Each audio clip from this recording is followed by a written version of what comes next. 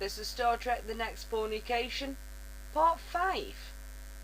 Deanna moved back up, and the two naked women lay in each other's arms, kissing each other on the lips, the face, the hair, the ears. That was very, very nice, Deanna, Beverly said softly. I had forgotten how enjoyable it could be with a woman. You needed that to satisfy your mind, Deanna said. I have been worried about you, Beverly. Your increasing sexual tension was becoming obvious, even to those with no cognizance of the outside world, much less to those like me who are empathic. She kissed Beverly on the lips, then the nose, and got dressed. Beverly remained in the bed, now snuggled up under a blanket. I wish you would stay, Deanna. I wish I could too, dear sweet Beverly, but I would be unseemly for me to get caught leaving your cabin in the morning. Don't worry, it's not a one-time fling. We shall fuck each other again, and soon, my dear Beverly, very soon. Your pussy is the sweetest and juiciest on the ship, and I relish the idea of licking it again. Please show it to me once more before I leave. Beverly switched on a low light and then threw back the blanket. She spread her legs and then reached down to pull her pussy lips apart, revealing the still pulsing hole for Deanna. Good night, Beverly, said Deanna, and she left. Good night, Deanna. The door whipped. Beverly closed her legs, set the door lock, and turned off the light. She snuggled back down under the blanket and went to sleep, more comfortable and rested than she had been in a long time. As Deanna entered the turbo lift, she encountered Tasha. Well, what happened? Did you fuck her? Tasha asked. Deanna smiled broadly. Yes, she was more than receptive to my advances. She enjoyed the encounter very much. I think we shall have no problems encouraging her to join both of us next time. Sounds yummy, said Tasha, who spooned up behind Deanna, then put her arms around Deanna's waist and kissed her cheek, turning Deanna around to face her. The two women kissed eagerly and quickly, for the turbo lift was moving. We must be careful, Tasha.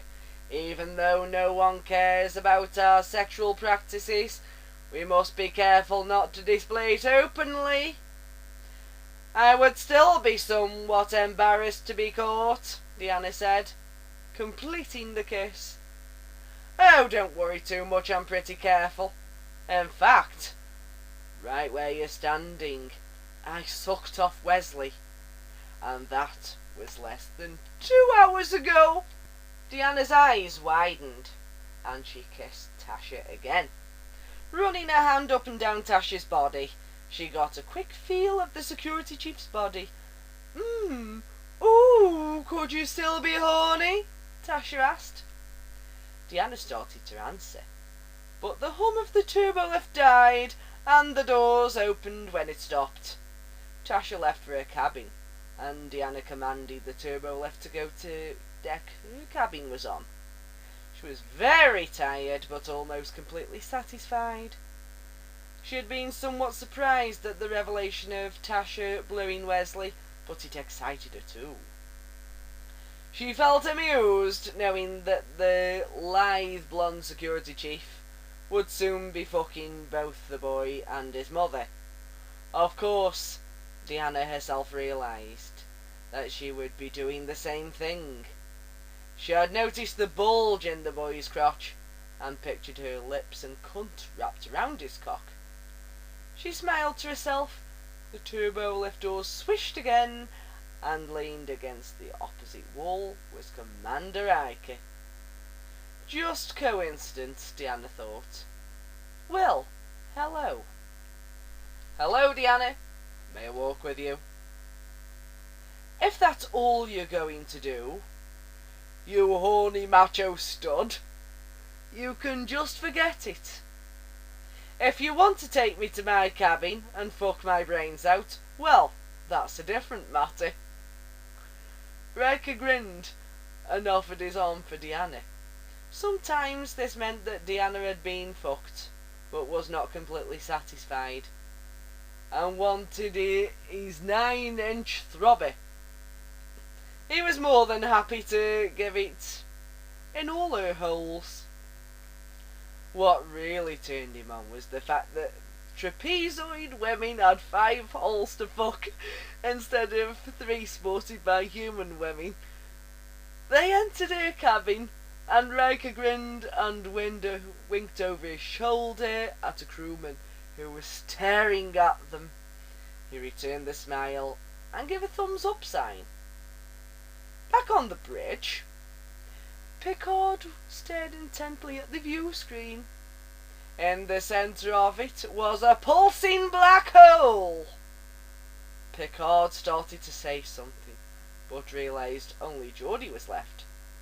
Everyone else left at the shift change. How can you run a damn starship like that? Well, Mr. LaForge, what does your visor make of that?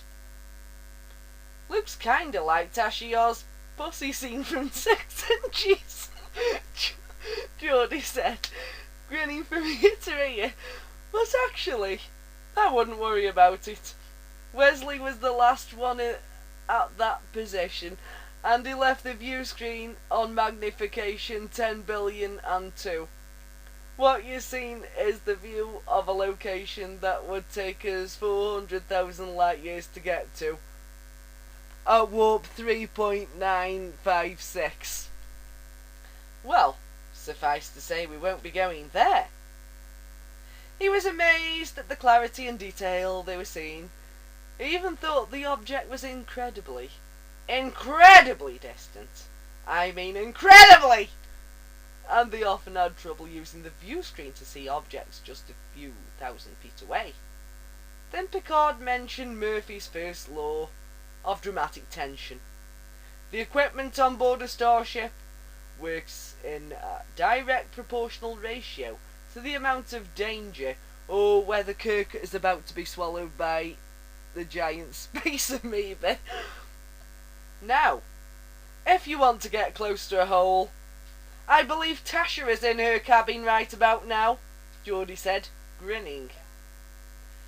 Thank you. I might just take her up on your offer, Picard said, entering the turbo lift. Already he was aroused, and his huge pork stick pushed out his trousers and was nearly caught in the closing doors. Yes, Tasha and Picard were destined to meet again that evening. Her cunt, mouth and asshole were familiar and well stretched by his cock, and they would eagerly open up for him invading fuckstick once again. Come in, Jean-Luc, she said, after he buzzed the door. Come on and give me that throbbing thing up my ass, she said, after he had entered. The doors were closing behind him. She was on her hands and knees, looking back at him. Her naked ass was waving in the air, and her hand was suggestively moving up and down the crack, leaving her butthole and greasing it up. The other hand was gently massaging her pussy. Picard stripped, greased up his cock, and mounted her, pushing his hard-on full length into her tight asshole. She groaned with pleasure as the 14-inch column of flesh plunging balls deep in her ass. How she loved butt-fucking. Shit. She just loved fucking, no matter where it was. Picard was pumping his boner into Tasha's receptive ass with abandon. The tightness of her hole was stimulating, and she made the sexiest grunts and groans as his dick was either all the way in or all the way out. And it was sliding, She moaned or wailed in ecstasy. She sounded like a rusty seesaw. Oh, fuck my ass! Fuck my ass! I need your cock up my ass and pussy, Jean-Luc! She screamed. And Picard was more than happy to give her what she wanted. Being a prim, proper ship's captain was the fine most of the time. But once someone looked as good in tight pants as Tasha did walking by, his all too human emotions and reactions took over.